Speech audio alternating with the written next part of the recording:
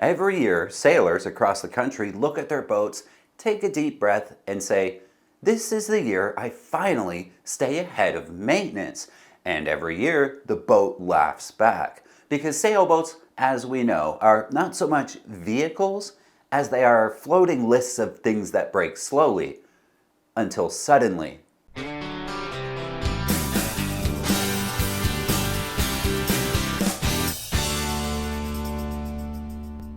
So today we're going to walk through the ultimate annual maintenance checklist, not the fluffy inspirational stuff, the real world, hands dirty, I should have done this last year sort of list that actually keeps your boat afloat.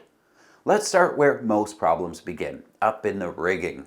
If the standing rigging fails, your mast becomes a 40-foot javelin aimed at your deck. And while that might look spectacular from a distance, not the kind of excitement you want in your sailing life. Every year, check your shrouds and stays for broken strands, for rust weeping out of fittings, particularly the lower fittings, but don't neglect what's going on at the top. Check for turnbuckles frozen solid like they've been welded by Poseidon himself. Look at the chain plates, those innocent stainless pieces that are often hiding leaks and cracks right where the deck meets the hull. If you see movement or any streaks emerging from the bedding, it's not patina. That's your boat's way of saying, "I need help." If you have a hydraulic backstay or isolated backstay for an antenna, pay special attention to the fittings. I've been on a boat in 25 knots where the hydraulic backstay snapped right at one of the fittings. You don't want to be there for that. Running rigging is next. Halyards and sheets love to pretend they're fine right up until the moment you need them most, usually while trying to impress someone at the marina. Pull them through your hands and check for chafe or flat spots. Blocks should spin freely. We always forget to check the blocks, but they shouldn't drag like an overloaded shopping cart wheel.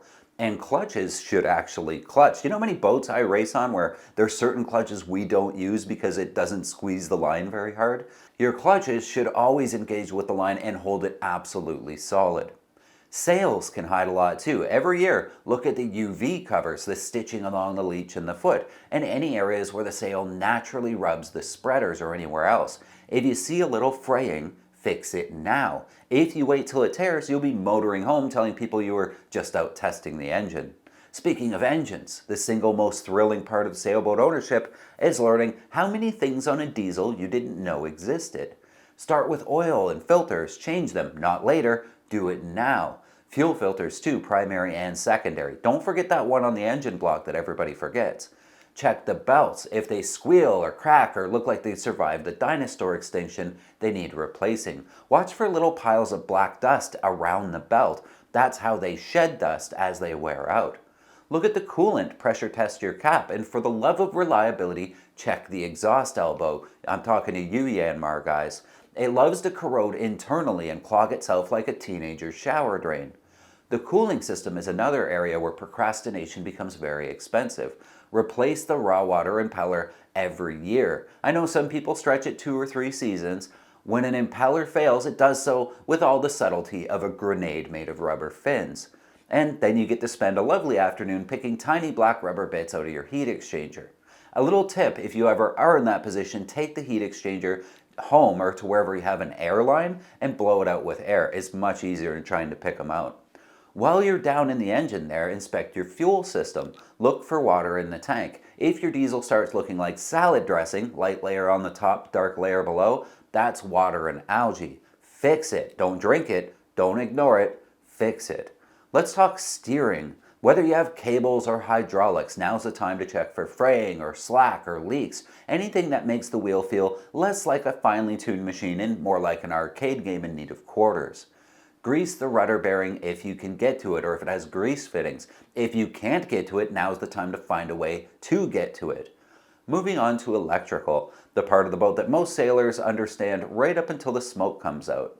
Start with the batteries, test them, clean the terminals until you can eat off them, and don't shy away from a good amount of dielectric grease to stop them from corroding going forward.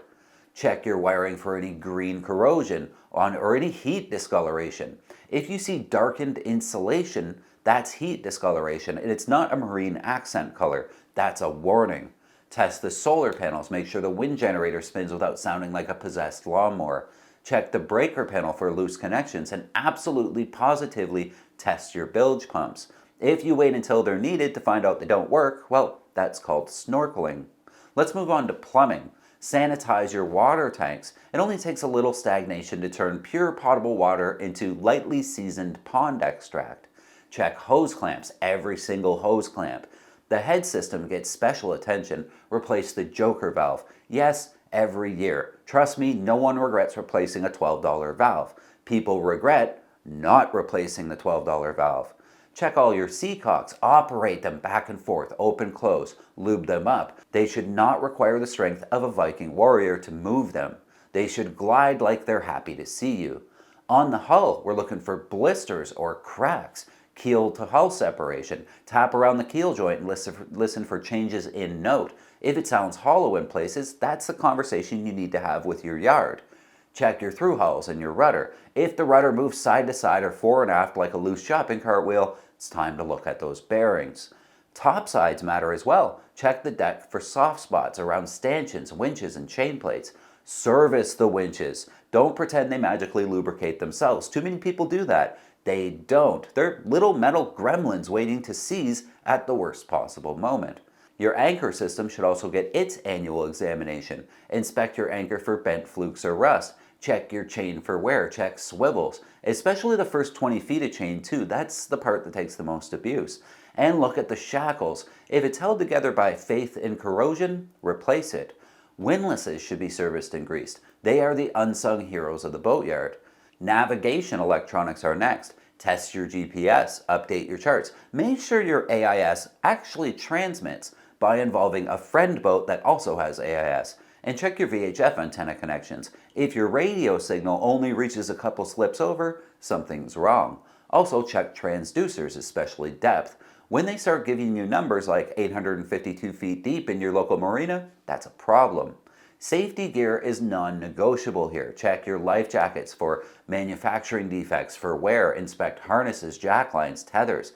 Make sure your flares didn't expire sometime in the Clinton administration.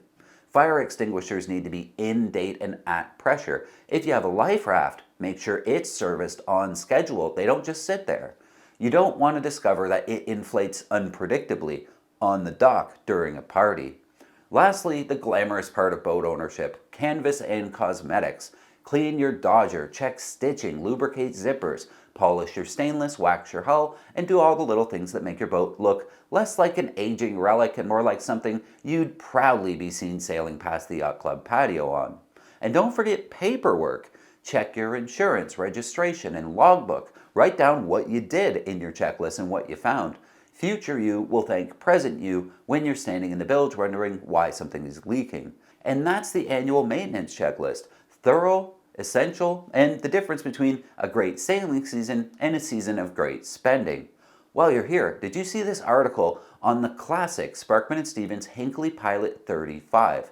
This boat had innovation and build quality that set a standard for everyone else. A great read if you have a few minutes.